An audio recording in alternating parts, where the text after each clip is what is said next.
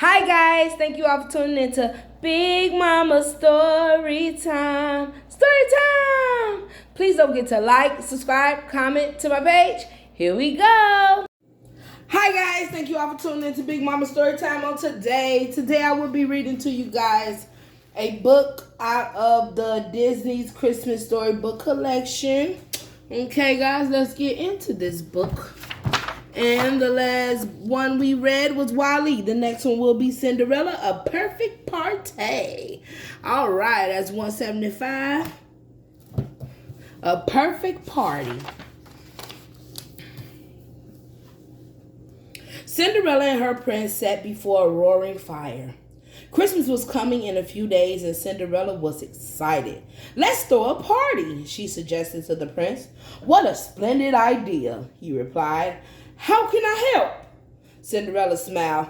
"Just leave everything to me," she said. The next day, the princess began to decorate. "May we help, Cinderella?" Jack and Gus asked. "Of course," she replied. "Let's start with the grand staircase."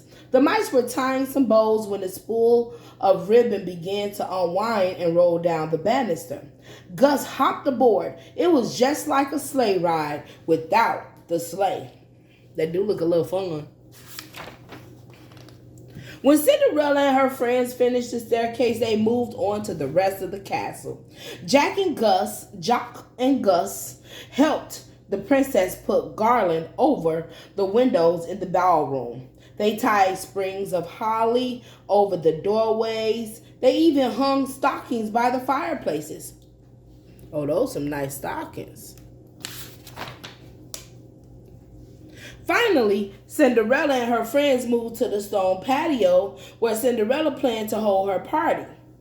"Won't our guests be chilly out here?" the prince asked. "I'm sure it will be fine," Cinderella replied. "Besides, what could be more magical than celebrating under the stars? "I like stars. They're twinkly," Gus said as he nibbled on a popcorn garland.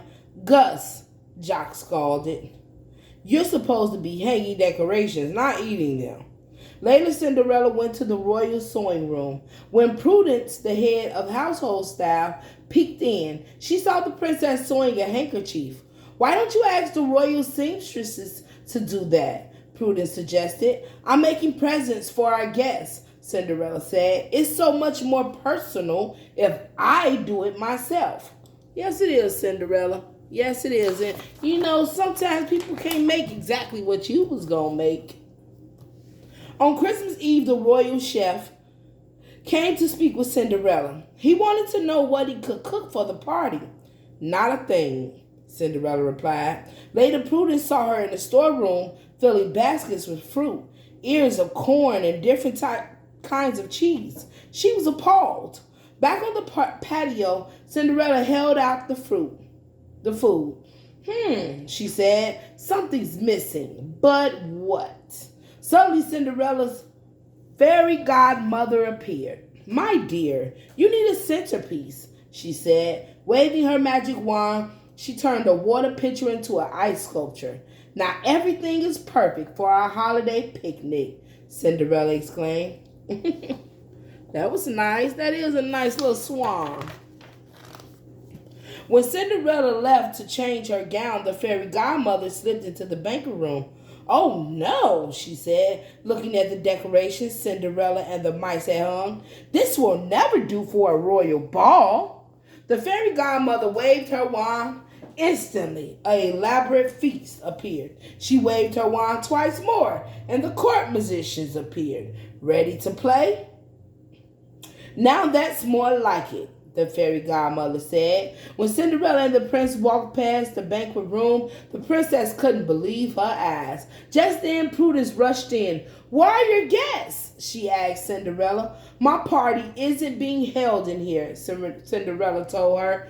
"Then what is?" Prudence asked, thinking. Quickly, the princess said, "A Christmas party in honor of the royal staff. Would you please tell the others?" "What a wonderful surprise!" the housekeeper exclaimed. "Because that's not how she wanted it, okay?" Cinderella opened the patio doors. Merry Christmas! A chorus of chirps, barks, and whinies answered her. All of Cinderella's animal friends had gathered for her party. It was absolutely perfect. Happy Christmas, Cinderella! Gus shouted. Merry Christmas! Jock said, correcting him. Cinderella's animal friends loved the meal she had prepared. Afterward, it was time for presents. There were new feed bags, cozy blankets, and stylish mouse-sized outfits.